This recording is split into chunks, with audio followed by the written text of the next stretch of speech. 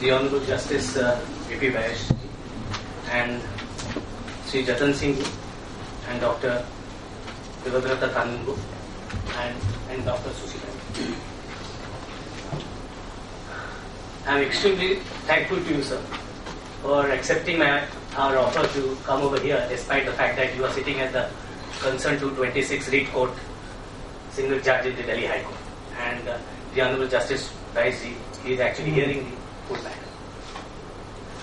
And the entire idea behind this was to initiate a process which we discussed in the first session. And even though on the subject he will not speak, as he would be deciding on these issues, but it will be a greater opportunity for us to make him as part of our efforts today as we are discussing the draft regulation. I'll speak on 5 issues rather. One, the notification which is there, the part of the session now. And I'll also answer to one of the query on section 22, which was there also part of that discussion in the first session. And also the issue of science adjudication, which Dr. Kanungo shared his thought as to whether there is a mechanism for redressal of the science-based decisions of the Food Authority. And Dr. Kanungo has been extremely helpful to me. Being a science graduate, I understood also the subject. I've understood the subjects very well now. But the difficulty is that there is no mechanism for adjudicatory science process in the Act. And that is why all these difficulties has emerged. But we'll discuss on that. Now, first of all, let's go to the notification, draft regulation. There are 3 draft regulations. I'll try to go into only the one draft regulation, which is issued under section 92, subsection 2, clause V. And what this particular provision reads, and read with section 22.1, perhaps that will also answer your query. The section 92, subsection 2, clause V is actually a residuary power that the Food Authority, so that this section, this regulation has emerged at a time. This draft regulation was circulated by the Food Authority on 23rd of July. And there are 60 days there it is in the public domain inviting comments. And what is that power that the Food Authority invoked? Section 92, subsection 1, subsection 2, clause B. What it reads: in particular and without prejudice to the generality of the foregoing power, such regulations may provide for all or any of the following matters. That is, this is the regulation making power of the Food Authority. And what it reads: B, clause, any other matter which is required to be or may be specified by the regulations, or in respect of which provision is to be made by the regulations. That means the clause B has to be invoked, keeping in view of the power of regulations. That either must be there is a regulation, because subsection 2 talks about A to V, out of which A to U is talking about some power under some sections. But subsection, the clause V is actually a residuary power, and it is linking with the regulation. And the authority who can frame the regulation is the Food Authority, and its power is specified under 92.1. And 92.1 says the Food Authority can frame the regulations which is in consonance with that of the Act. Now that means when faced with the two judgments which is staring at them, one is the vital nutraceutical judgment from the Bombay High Court, which ultimately they failed to succeed in Supreme Court, which was initiated through a process of advisory. Now, because it was declared to be illegal by the Supreme Court, on the plea that you do not have a power to regulate through advisory route is nothing like you are giving instruction to your officer, and that instruction cannot have a rule of law over the entire country. And what is the proposal of that advisory and the product approval? We are talking, since morning now, we are actually talking about product approval. And many people actually ask me, what exactly the product approval is all about? Product approval is all about like this. A product samosa, that needs to be, a particular product, whatever food product, it needs to be first approved by them, like a drug. A change of composition in that, ingredients, that also you have to go to them, pay 25,000. And you never know when the applications will be approved or not. And many of the other speakers have already told that what is the entire process. So cumbersome. It took one of my junior to file to place one product approval initially in 2014 January when we fought matters in Delhi High Court, and then later on, pursuant to that, they have framed the entire scheme through a e-gateway. It took 1 month for him to upload the entire documents. And then how do you get the response? You don't get any response. They only reflect it in the website saying that either it is non-responsive, it is rejected, or it is accepted. So there is no mechanism how you can, if you are agreed, you will respond to that. There is no mechanism. Now, faced with these situations where now they are not allowed to issue advisory and the product approval regime, what they have done through this 23rd of July 2015, which is a very, very, I can say this, is a very, very dangerous affair, where they are invoking the clause B on a plea that any other provision, any other matter, forgetting about the fact that there should be a power to make a regulation on that subject, which is there on A to U, and that is completely missing. So, by this process they have invoked, they have circulated this notification, and they were also citing this one of the reasons before the Honorable Supreme Court, though they did not get whatever relief they were expected. Now, this draft regulation is there in the public domain. Now, my concern is they have invited the comments, objections, suggestions, saying any objections or suggestions, if any duly supported with scientific evidence, may be addressed to the Chief Executive Officer. Now, the question is, out of the 3 draft regulations, I have only one concern. That is on nutraceuticals and food for dietary, food for special dietary uses, and functional foods and novel foods. And there are also other 2 draft regulations. One is on packaging and labeling. I am not concerned on that for the time being. We are not concerned because perhaps the other is the addition of food additives and food product standards. Now, in this case, it is nothing but similar exercise they are trying to do it through the regulatory mechanism under 92(2), which they don't have a power. Now, whether they have a power or not, obviously that subsequently will be decided when it will become the law of the land. But now, since it is at the draft stage, we can give a comment on this, saying that this residuary power does not empower you to frame a draft regulation faced with 2 back-to-back judgments from the courts. You cannot take a dilatory route, a digressory route, to arrogate the same power which were denied by the courts. Now, asking objections and the suggestions with a scientific evidence. Now, I'm asking this question. Since the entire subject of the regulation is science, and before you invoke this power, at the time of drafting regulation, there is a provision called Section 18, Subsection 2, Clause BC. They talks about framing the standards, determining the standards based on risk analysis. That's one. That means before you frame any standards, you have to first carry out a risk analysis. And risk analysis comprises of 3 processes. One is the risk assessment, second is the risk of management, third is the risk in communication. What does it mean? And the risk assessment is actually purely scientific processes. Then subsequent stage will come risk management. Whenever you will come with some scientific data, then how do you manage it? It is not to be done, even if you will carry out a risk management, it doesn't operate as a restriction on the trade. So that means at times, even if you will come with some risk assessment result, with some scientific evidence data, but you still can communicate to the people. That is called the risk communication. You have to communicate to the people, but that doesn't give you a power to stop it. Because it may so happen, for example, mushroom. Mushroom is allergic to me. It may be harmful to me, but it may not be harmful to others. This is a food per se. So similarly, risk assessment, risk management and risk communication is a 3 important ingredient to be carried out before even you framing any guideline on the food standards. Now, these food standards are now in the public domain. What do we do about it? You are asking the evidence, scientific evidence. Are you providing us the scientific evidence for this matter?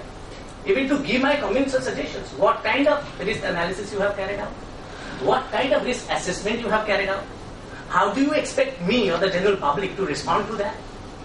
It has been happened, whatever manner, we do not know the internal management. But the fact is, invitation for a comments or suggestion on the scientific based approach has to be based with the scientific. Therefore, the second comment which should go is that please provide us the risk analysis reports. Please provide us the risk assessment. Because once it becomes the law of the land, perhaps it will be very difficult to challenge it on the decision per se. Yes, we may challenge in a law court in Article 226 or Article 32 in the Supreme Court or High Court only on the processes. That's a violation of processes. But the outcome cannot be challenged. Therefore, it is a very important subject at this stage to comment saying that please give us the risk analysis report. Please give us the risk assessment report. So this second comment. The third comment is this. What you have asked for is the same. The process of consultation before coming to a final opinion of any scientific panel, because it is at the public domain, that means there must be a risk assessment, there must be a risk analysis. That means the scientific panel and scientific committee must have advised the food authority. That means that processes has been done. When that processes happens, you have to give the audition. And that is precisely Justice VIS spoke about Section 14 and Section 15. That before the scientific panel and the scientific committee, industry should be invited, different stakeholders should be invited, there should be a process of deliberation on any kind of standards that you propose. Whether you imbibe it from the international standards, whether you create your own standards by your own scientists, there must be a process where the scientific panel and the scientific committee who decides on the standards today at the draft stage must have gone through the processes. That processes has not been followed. So therefore it must be initiated. That demand should be there. Third. The fourth is, this is another indirect route to impose the product approval. I tell you, no human being on earth, no body on earth, at least that I can assure you, despite not being a purely scientist or a science person. No human being on earth, even the science is evolving, no human being on earth by mere seeing one product or seeing its composition can say with certainty that this is safe or unsafe. Therefore, what Dr. Kanungo, I've learned from you actually, to a certain extent, what Dr. Kanungo has said as a chairman of the panel, that it is the mother who cooks well, or it is the body of every human being. They will decide. Yes, safety is an important issue. Let's do it, but let's do it in an open and transparent manner. That's the mandate. Let's have a consultation. Let's have all the stakeholders cover and then work out of that. That's a fourth point. Then, in this same provision, in this particular regulation, what they have done is that they have again invoked the provision of levelling, packaging. For these already there is one regulation. There again repetition is given there. So that should also be tackled. Why again 2-3 regulations? Then it will amount to harassment. Then what is happening is that Codex Alimentary, Dr. Dave spoke about it. Codex Alimentary is an international body, is a standard making body, and we, under the statute, actually, the regulator is supposed to see the international standards and the practices, and therefore this should be seen. But even to take into account those standards, as Section 18.2, subsection 2b, they says that even we don't have to go by that because our BMI is different, body mass index is different. What Dr. Kanungo spoke. Similarly, our pattern or food habits, that's different.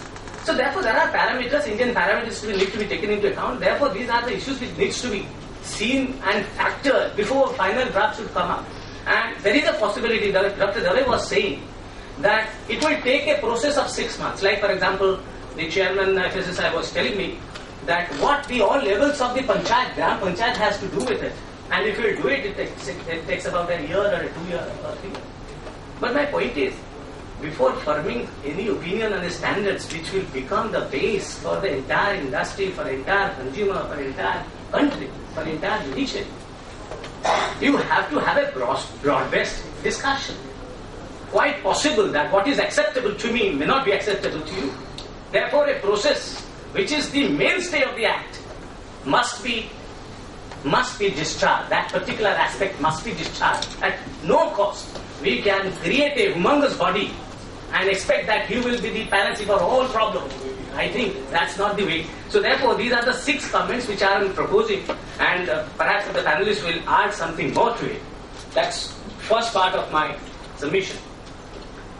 Regarding the second part, Section 22, the gentleman was asking me, and also one of the questions was posed. In this case, you have left an important, this clause D of Section 18(1).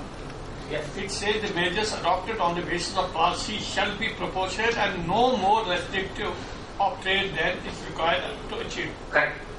The Act itself says that it should not be restrictive. That is called the risk management, which is talking about the 18(1)C.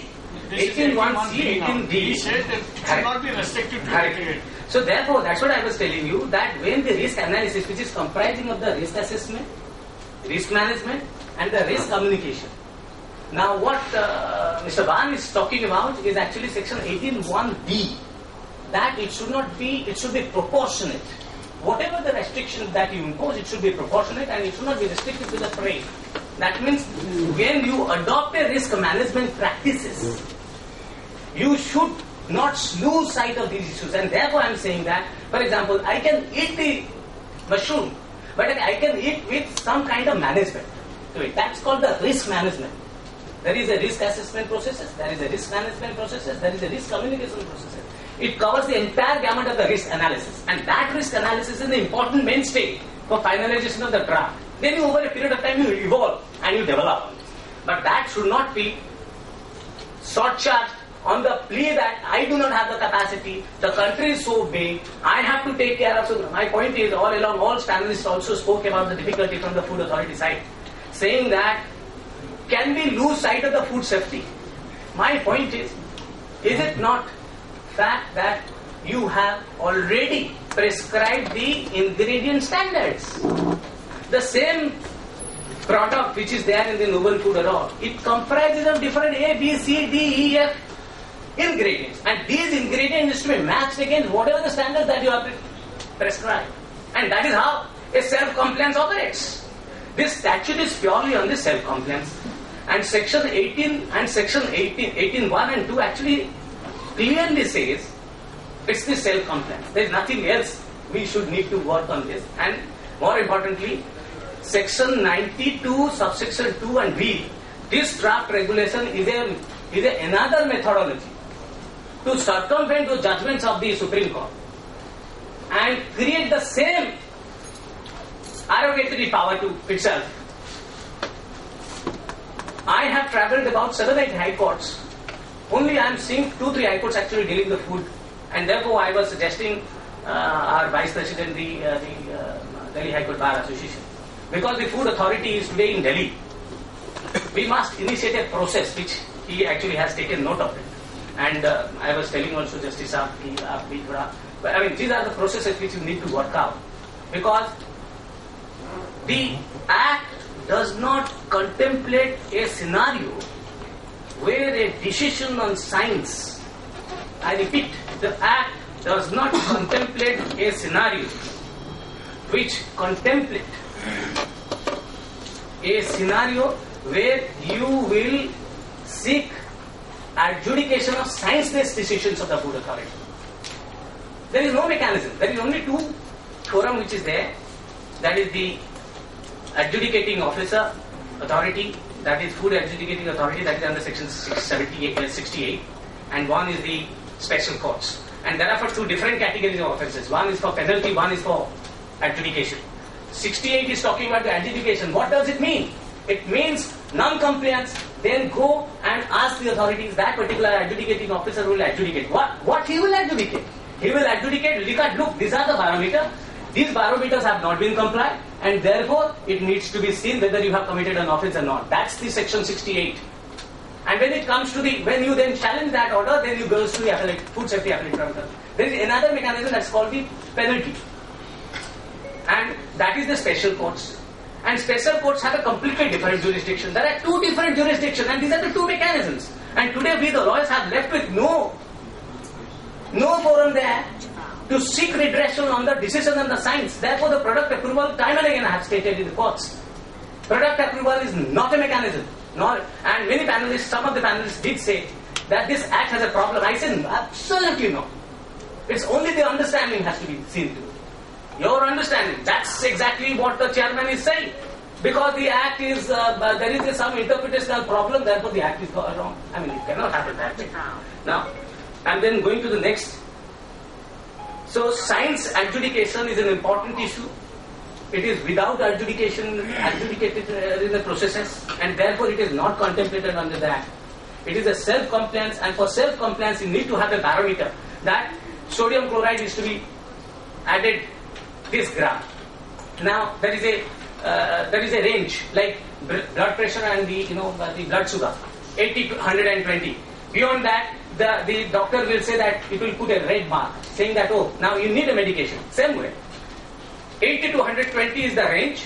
Below or above, you have committed an offence. Therefore, these are the barometer which the authorities are expected to frame.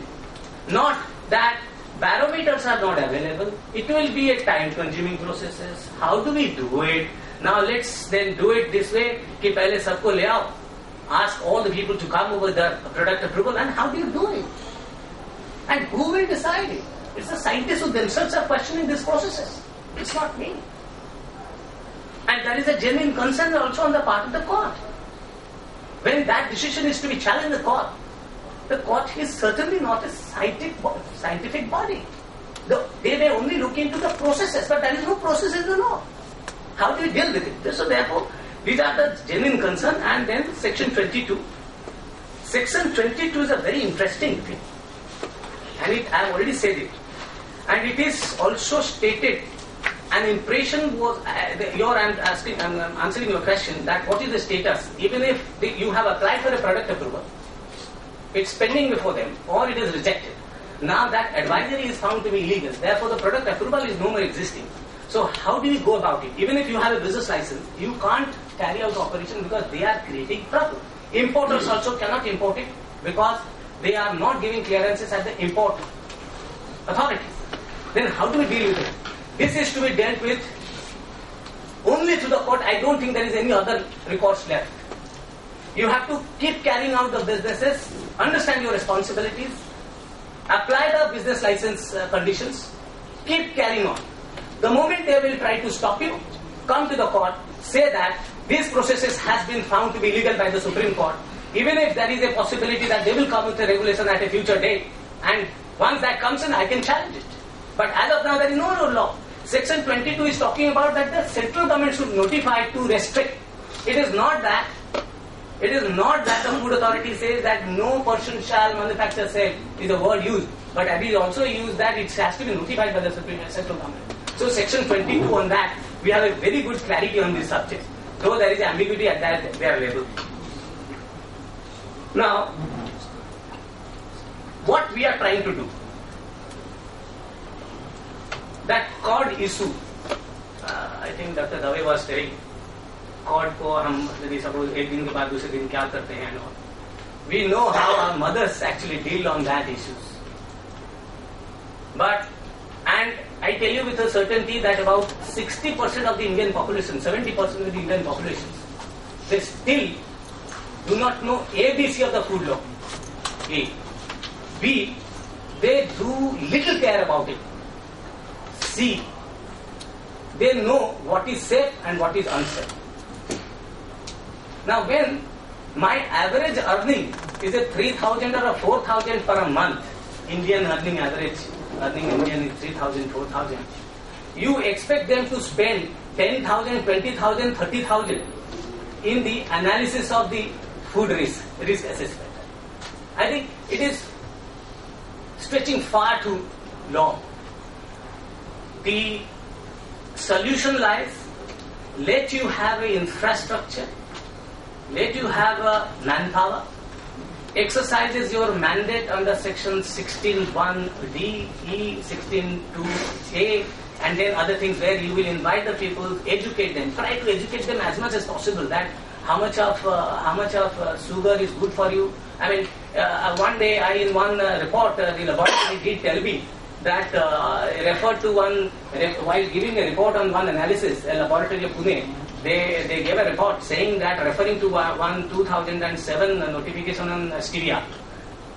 My client's product contains stevia, and that notification was issued under the PFA Act, without knowing that that notification has been withdrawn or what. And in the meantime, anyway, the stevia is already available in the market. They cited that notification of 2007 saying that 2011 saying that this is not permissible and therefore it is rejected, it is unsafe. They formed their judgment on the unsafe. They simply use the word unsafe. Then no one will go into it even in the process of adjudication. These are the very vital issues which is there, and they are trying us to become a robot by saying that kitna hame calorie food दिन में खाना है, kitna kya nahi hai, without having a basic infrastructure today in India.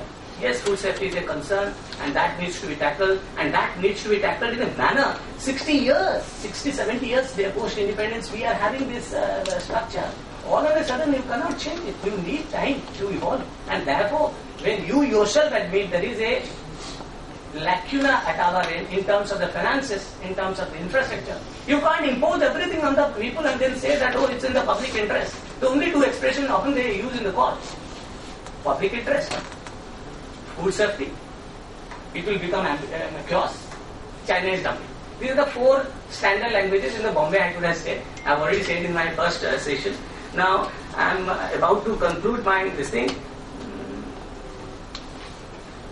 And more importantly, why I am getting slowly but steadily, I am convinced the fact that their actions are illegal. It is also fortified by the fact that some of the scientists, their own scientists, they themselves question that process. They themselves say, it is your responsibility to carry out the risk assessment and risk analysis. Is not happening. Therefore, our effort should be such that we must ensure that they must carry out this risk assessment and risk analysis.